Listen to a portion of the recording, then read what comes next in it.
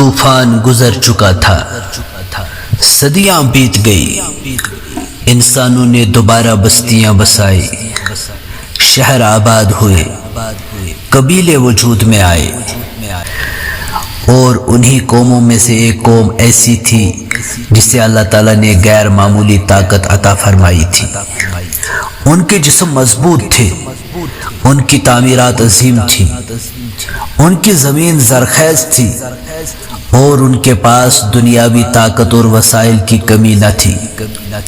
یہ تھی قوم عاد۔ لیکن طاقت جب شکر کے بجائے غرور بن جائے تو انسان اپنی طاقت کو اپنا خدا سمجھنے لگتا ہے۔ قوم عاد اپنے زمانے کی ایک طاقتور قوم تھی۔ وہ بلند و بالا عمارتیں بناتے تھے، اپنی قوت پر فخر کرتے تھے۔ ان کے دلوں میں یہ احساس پیدا ہو گیا تھا، ہمیں کون شکست دے سکتا ہے۔ وہ اپنی رب کی نعمتیں استعمال کرتے مگر رب کو بھول گئے۔ ان کے سامنے بت تھے اور ان کے دلوں میں تکبر۔ پھر اللہ تعالیٰ نے انہی میں سے ایک شخص کو چنا، ایک ایسا شخص جو انہیں ان کے غرور سے نکالنے آیا تھا، حضرت ہود علیہ السلام۔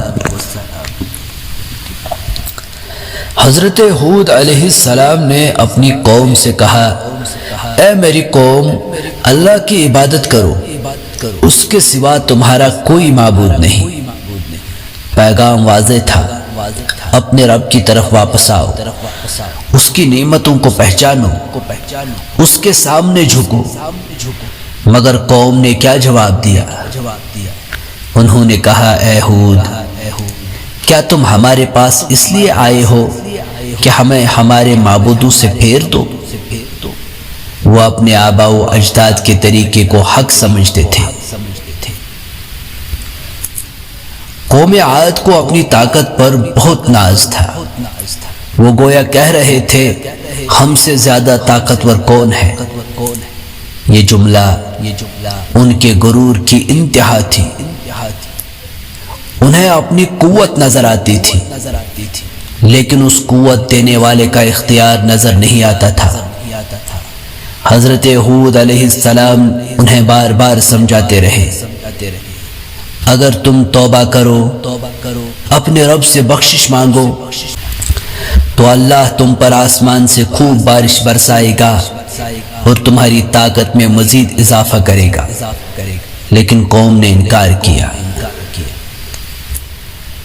قوم نے ہود علیہ السلام کو ڈرانے کی کوشش کی۔ انہوں نے کہا کہ ہم اپنے معبودوں کو نہیں چھوڑیں گے، اور اگر تم اپنی دعوت سے باز نہ آئے تو ہم تمہیں نقصان پہنچا سکتے ہیں۔ لیکن ہود علیہ السلام نہ ڈرے۔ انہوں نے اپنی قوم سے کہا کہ وہ اللہ کو گواہ بناتے ہیں کہ وہ ان کے شرک سے بری ہیں۔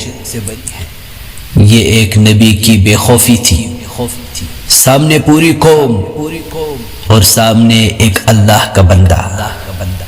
لیکن ہود علیہ السلام جانتے تھے، طاقت تعداد میں نہیں ہوتی، اصل طاقت اللہ کے ساتھ ہونے میں ہے۔ پھر ایک دن افق پر ایک بڑا بادل نمودار ہوا۔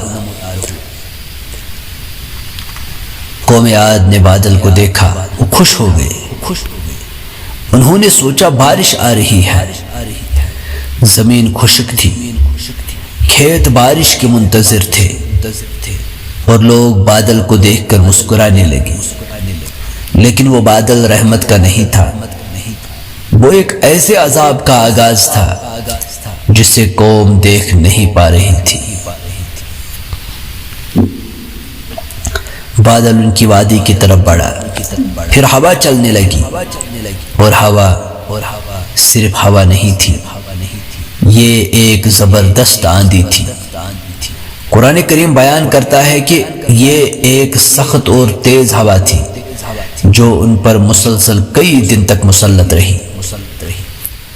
درخت اکھڑنے لگے، گھر تباہ ہونے لگے، اور وہ لوگ جنہیں اپنی طاقت پر ناز تھا خود بے بس ہو گئے۔ جن کے جسم مضبوط تھے، جن کی تعمیرات بلند تھی، وہ ایک ایسی قوت کے سامنے کھڑے تھے جس کے سامنے انسان کی طاقت کچھ بھی نہ تھی۔ جو لوگ کہتے تھے ہم سے زیادہ طاقتور کون ہے، اب وہ خود اس سوال کا جواب دیکھ رہے تھے۔ انہیں سمجھ آ گیا تھا طاقت ان کی نہیں تھی، طاقت ہمیشہ اللہ کی تھی۔ آندھی نے انہیں اس طرح تباہ کر دیا کہ وہ ایسے پڑے نظر آتے تھے جیسے کھجور کے کھوکھلے تنے ہوں۔ قوم عاد کا غرور ان کے ساتھ دفن ہو گیا۔ لیکن حضرت ہود علیہ السلام اور ایمان لانے والے محفوظ رہے۔ یہ اللہ تعالیٰ کی سنت ہے۔ عذاب آیا مگر اللہ نے اپنے نبی اور اہل ایمان کو اپنی رحمت سے بچا لیا، اور دنیا نے ایک بار پھر دیکھ لیا جو اللہ سے جڑ جائے اسے کوئی طاقت حقیقی نقصان نہیں پہنچا سکتی جب تک اللہ اجازت نہ دے۔ قوم عاد ختم ہو گئی، ان کی طاقت، ان کی عمارتیں، ان کا غرور سب ماضی بن گیا۔ لیکن تاریخ ابھی ختم نہیں ہوئی۔ ایک اور قوم آنے والی تھی، وہ پہاڑوں کو تراش کر اپنے گھر بناتی تھی۔ انہیں اپنی کاریگری پر ایسا فخر تھا کہ انہیں لگتا تھا یہ پہاڑ ہمیں کبھی شکست نہیں دے سکتے۔ پھر اللہ تعالیٰ نے ان کی طرف ایک نبی بھیجا جن کا نام تھا حضرت صالح علیہ السلام، اور ان کے سامنے ایک ایسا معجزہ آنے والا تھا جسے دیکھ کر پوری قوم حیران رہ جائے گی۔ لیکن پھر قوم کے چند سرکش لوگوں نے ایک ایسا فیصلہ کیا جس نے ان کی پوری قوم کی قسمت بدل دی۔